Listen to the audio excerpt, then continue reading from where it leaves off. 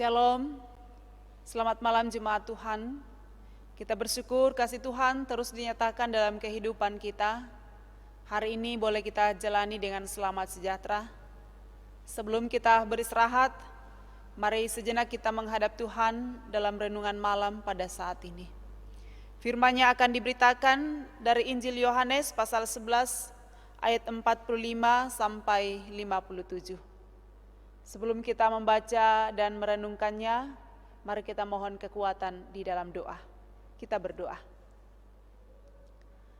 Segala puji hormat dan kemuliaan kami persembahkan kepadamu ya Tuhan, atas segala kasih dan pertolongan-Mu yang Kau boleh nyatakan dalam kehidupan kami. Terima kasih untuk hari ini, Tuhan izinkan kami untuk boleh jalani dengan baik. Bahkan terima kasih untuk penyertaan-Mu yang tidak pernah berkesudahan dalam kehidupan kami. Biarlah semua yang kami lakukan berkenan bagi Tuhan dan membawa sukacita dalam kehidupan kami. Sebelum kami beristirahat, kami rindu mendengarkan suara Tuhan melalui firman pada malam hari ini. Terangi hati kami dengan kuasa Roh Kudus-Mu, biarlah firman ini boleh diberitakan dengan benar, dan tetap menjadi penuntun dalam perjalanan kehidupan yang Tuhan anugerahkan. Berfirmanlah, sesungguhnya kami bersedia mendengarkannya. Kami berdoa dan bersyukur kepadamu di dalam Tuhan kami Yesus Kristus. Amin. Injil Yohanes pasal 11 ayat 45 sampai 57, demikian firman Tuhan.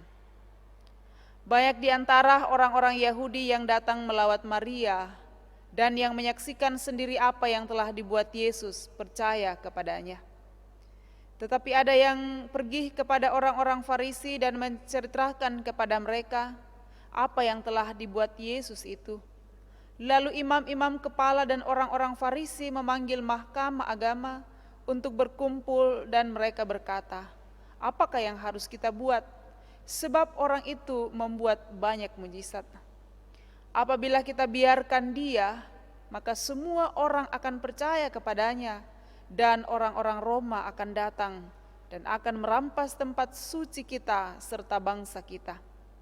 Tetapi orang di antara mereka, yaitu Kayafas, imam besar pada tahun itu, berkata kepada mereka, "Kamu tidak tahu apa-apa, dan kamu tidak insaf bahwa lebih berguna bagimu jika satu orang mati untuk bangsa kita daripada seluruh bangsa kita ini binasa."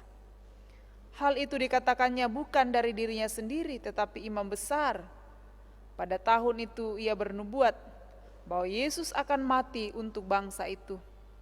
Dan bukan untuk bangsa itu saja, tetapi juga untuk mengumpulkan dan mempersatukan anak-anak Allah yang tercerai-berai. Mulai dari hari itu mereka sepakat untuk membunuh dia. Karena itu Yesus tidak tampil lagi di muka umum di antara orang-orang Yahudi. Ia berangkat dari situ ke daerah dekat padang gurun, ke sebuah kota yang bernama Efraim. Dan di situ ia tinggal bersama-sama murid-muridnya. Pada waktu itu hari raya Paskah orang Yahudi sudah dekat, dan banyak orang dari negeri itu berangkat ke Yerusalem untuk menyucikan diri sebelum Paskah itu. Mereka mencari Yesus dan sambil berdiri di bait Allah, mereka berkata seorang kepada yang lain, "Bagaimana pendapatmu? Akan datang juga kah ia ke pesta?" Sementara itu imam-imam kepala dan orang-orang Farisi telah memberikan perintah supaya setiap orang yang tahu di mana dia berada memberitahukannya agar mereka dapat menangkap dia. Demikian kebenaran firman Tuhan yang hadir menyapa kita dalam renungan malam edisi Rabu 24 Maret 2021.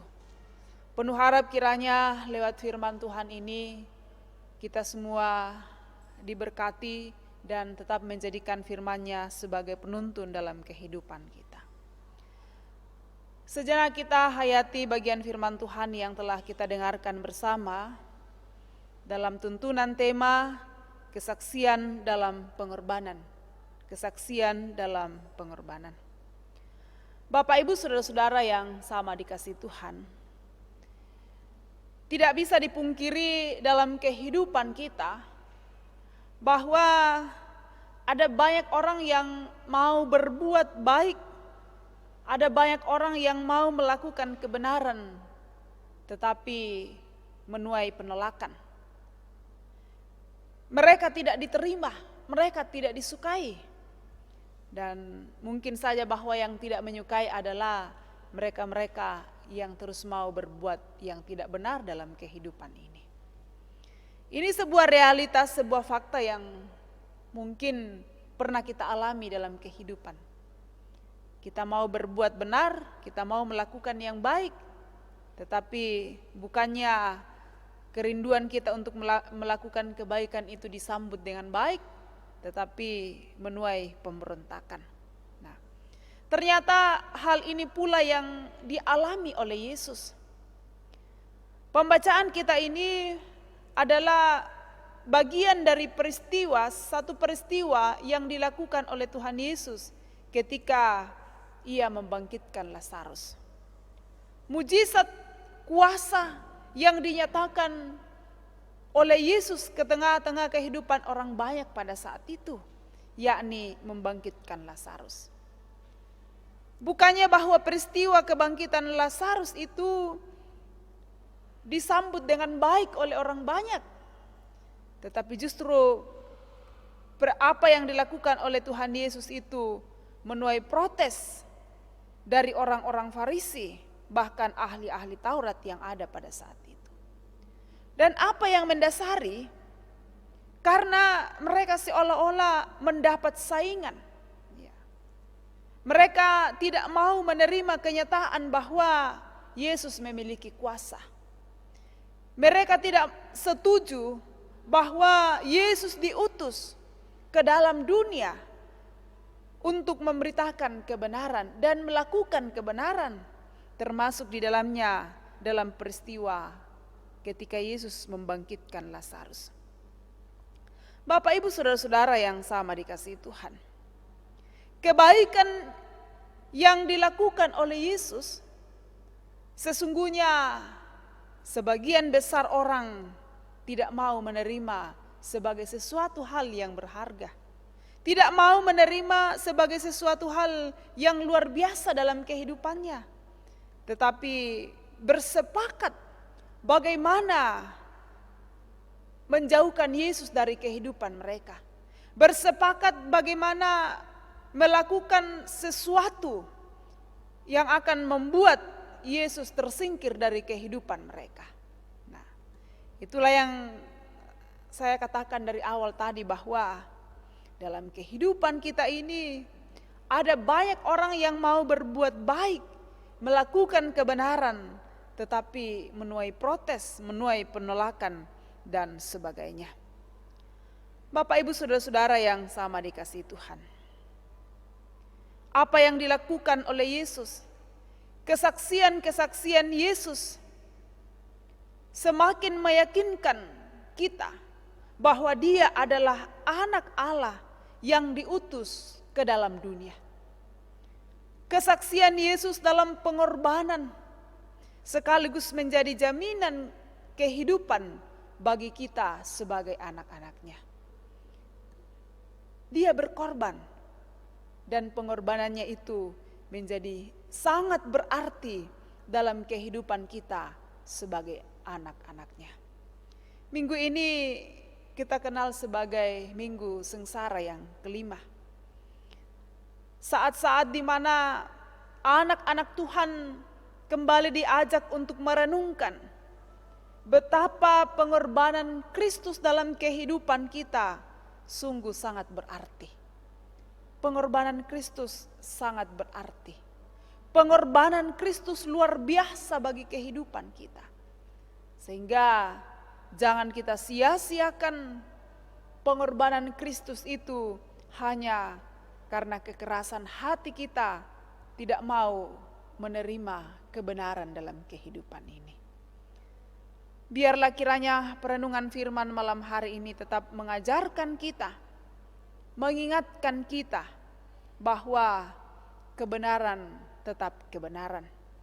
Bagaimanapun orang menghalang-halangi Yesus dalam menyampaikan kebenaran, sesungguhnya kebenaran itu akan tetap dikumandangkan, akan tetap disampaikan sampai dalam kehidupan kita sekarang ini.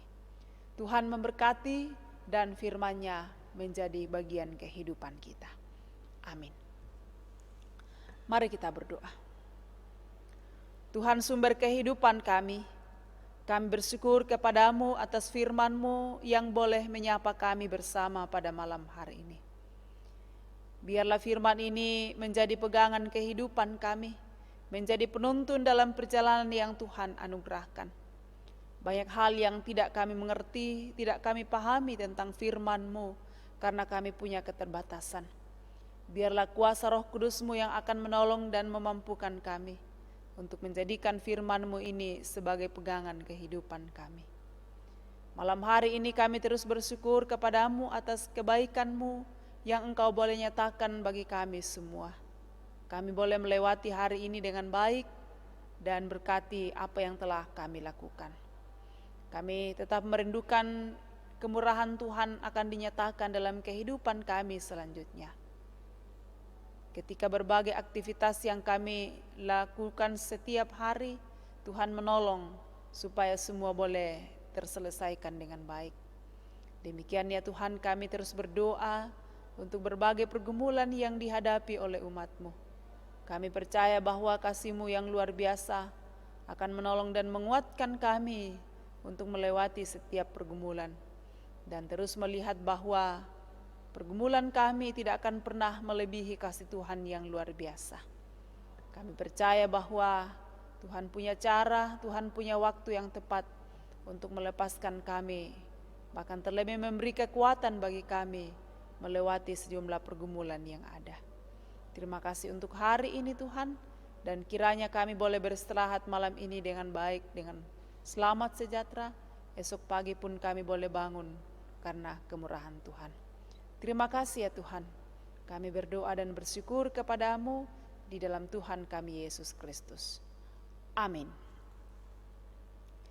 Demikian ibadah kita malam hari ini. Selamat malam Bapak Ibu Jemaat Tuhan. Salam sehat untuk kita semua. Tuhan memberkati.